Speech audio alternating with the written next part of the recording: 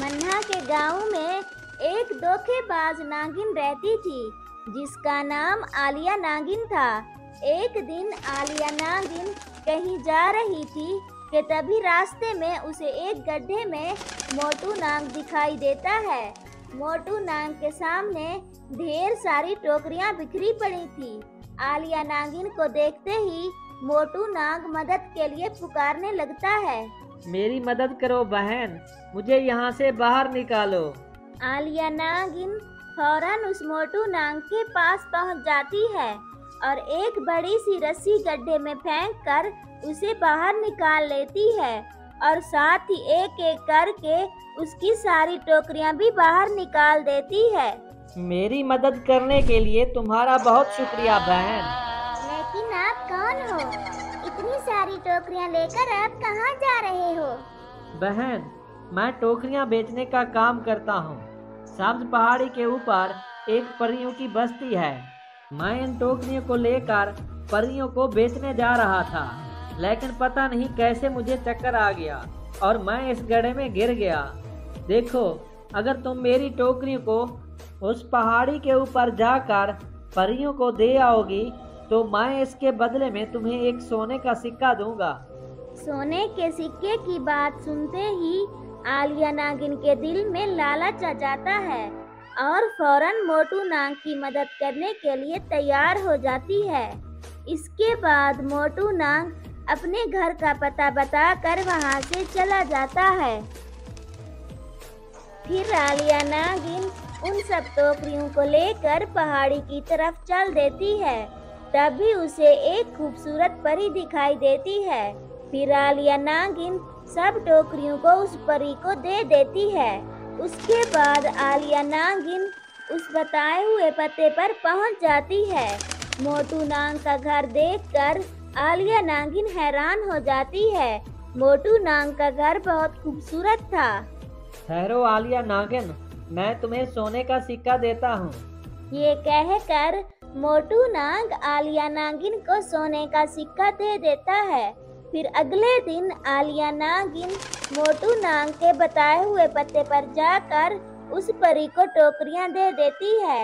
इसी तरह आलिया नागिन की मेहनत से मोटू नाग उसे रोज सोने का सिक्का देता है। फिर एक दिन आलिया नागिन मोटू नाग को अलमारी से सोने का सिक्का निकालते हुए देख लेती है। मोटू नाग की अलमारी सोने के सिक्कों से भरी हुई थी। ये मोटू तो बहुत अमीर है, इसके पास इतने सोने के सिक्के हैं। अगर मैं इन सब सोने के सिक्कों को हासिल कर लूं, तो आज के बाद मुझे कोई काम नहीं करना पड़ेगा। उस आलिया नागिन के मन में लालच आ जाता है और वो मोटू नाग का गला दबाकर उसे जान से मार देती है। इसके बाद आलिया नागिन सारे सोने के सिक्के लेकर भाग जाती है।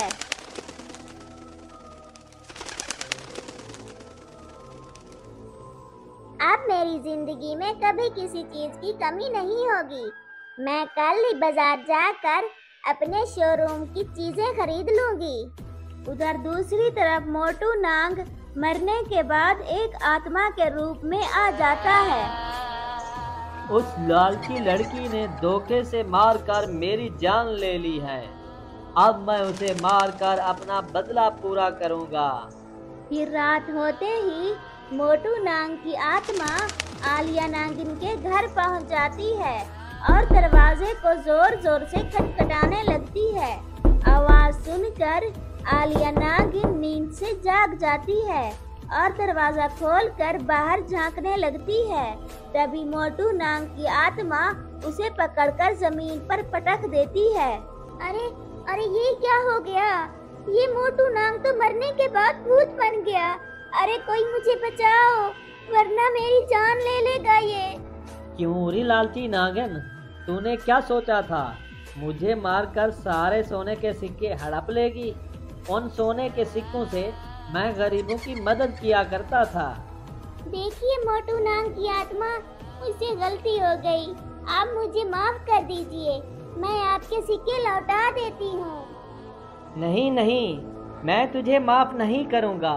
तेरे जैसी धोखेबाज और चालाक नागिन को जिंदा रहने का कोई हक नहीं।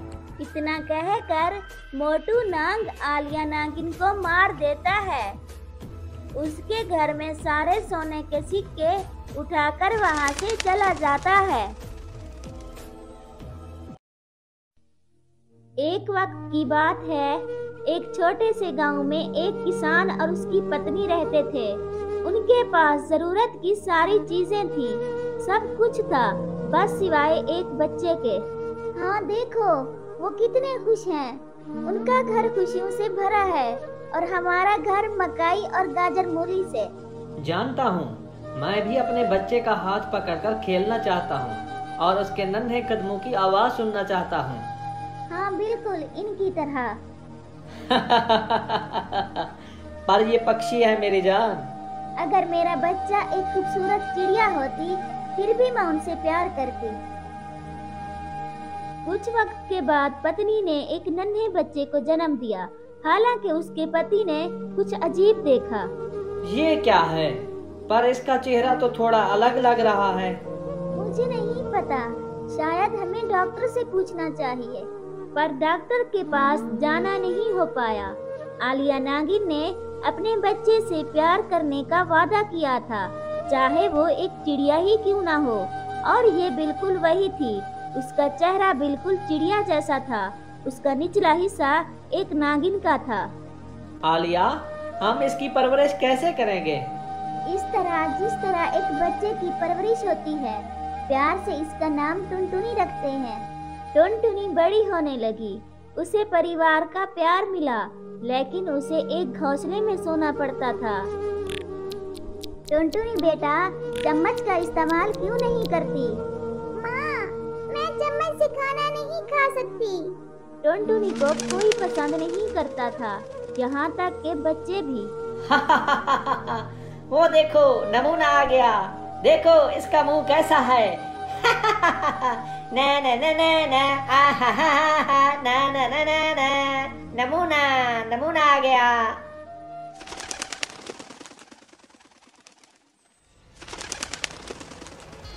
मेरे बच्चे से दूर रहो, परिंदे कहीं के। वो हमेशा अकेली रहती थी। उसे साथी की कमी महसूस होने लगी और उसे पता था उसे यहाँ कोई नहीं मिलेगा, इसलिए उसने वहाँ से जाने का फैसला किया। माँ, मैं यहाँ से कहीं दूर जाना चाहती हूँ। यहाँ मेरा कोई दोस्त नहीं, मेरे साथ कोई खेलना पसंद नहीं करता। मैं अकेली बोर हो जाती हूँ। मुझे घर छोड़ने की इजाजत दे दो माँ। बेटा, तुम ये कैसी बात कर रही हो? तुम सब्र करो, इंशाअल्लाह एक दिन ऐसा आएगा, सब नाग लोग तुम्हारे साथ खेलने को तरस जाएंगे। पता नहीं माँ, वो दिन कब आएगा। मुझसे मजीद सब्र नहीं हो रहा है। मैं अपना अकेलापन खत्म करना चाहती हूँ। तो ठीक है बेटा, मैं तुम्हें कुछ भेड़ बकरियाँ खरीद देती हूँ। तुम उनको चराने चली जाया करो। इसी तरह उनके साथ खेल कूद में तुम्हारा वक्त गुजर जाएगा। ठीक है माँ, ये आपका आइडिया मुझे पसंद आया। अगले दिन टुनटुनी नागिन अपनी भेड़ बकरियों को चराने चली जाती है। वहाँ पर एक बुजुर्ग इच्छाधारी नाग आते हैं, जो नागों के सरदार होते हैं। वो टुनटुनी नागिन के पास आकर रुक जाते हैं और कहते हैं, अरे बेटा, प्यासा हूँ, क्या मुझे थोड़ा पानी मिल सकता है? क्यों नहीं बाबा जान, ये लो पानी। टुनटुनी नागिन बुजुर्ग नाग सरदार को पानी देती है। वो पानी पीने के बाद कहते हैं, बेटा, मैं तुम्हें कुछ देना चाहता हूँ, मांगो, क्या मांगती हो? बाबा जान, मुझे और कुछ नहीं चाहिए। काश ये मेरा चेहरा इच्छाधारी नागनों की तरह होता, तो सब नाग लोग वाले मुझसे प्यार करते। बेटा, ये लो जादुई झुमके, इनको घर जाकर पहन लेना, और ये पहनते ही तुम्हारा चेहरा बिल्कुल नागों की तरह ठीक हो जाएगा। सच में बाबा, अगर ऐसा हो जाए तो आपकी बहुत मेहरबानी होगी। टुनटुनी नागिन घर आती है और अपनी माँ को सब बात बताती है। बेटा, वो जरूर नागों के सरदार होंगे। तुम बिना ताखीर किए या जादुई झुमके पहन लो। टुनटुनी दूसरे कमरे में जाकर आईने के सामने खड़ी होकर वो जादुई झुमके पहन लेती है। जैसे ही वो झुमके पहन लेती है तभी वो उस जादू के असर में आकर एक खूबसूरत नागिन के रूप में आ जाती है। टुनटुनी नागिन को अपनी आंखों पर यकीन नहीं हो पा रहा था। तभी उसकी माँ आलिया नागिन कहती है, मेरे अल्लाह, तेरा लाख लाख शुक्र है, मेरी बेटी नागों की हालत में लौट आई है। देखो बेटा, मैंने कहा था ना कि जिंदगी में कभी मायूस नहीं होना चाहिए। देखो अल्लाह पाक ने तुम्हें कैसी खूबसूरत नागों वाली शक्ल अता कर दी है। हाँ माँ, तुम ठीक कहती थी। बेशक मेरा अल्लाह बहुत गफूर रहीम है। अभी वो बातें कर ही रहे थे कि वहाँ टुनटुनी नागिन के अब्बा जान मोटू नाग आते हैं और एक अनजान खूबसूरत नागिन को देखकर वो अपनी पत्नी आलिया नागिन से कहते हैं, आलिया, मुझे लगता है मैंने आप लोगों को डिस्टर्ब किया। अच्छा, तुम अपनी सहेली के साथ बातें करो, मैं जा रहा हूँ।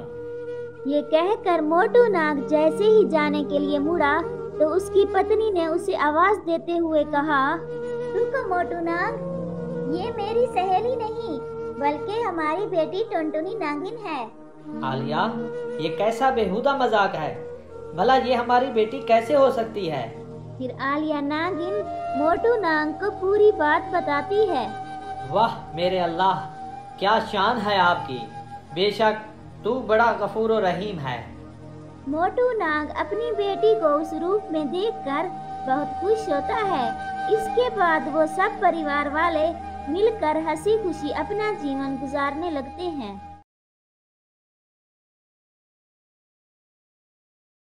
वीडियो अगर अच्छी लगी हो तो वीडियो को लाइक और हमारे चैनल को सब्सक्राइब करें। शुक्रिया। मिलते हैं और एक जबरदस्त वीडियो में, तब तक के लिए अल्लाह हाफिज।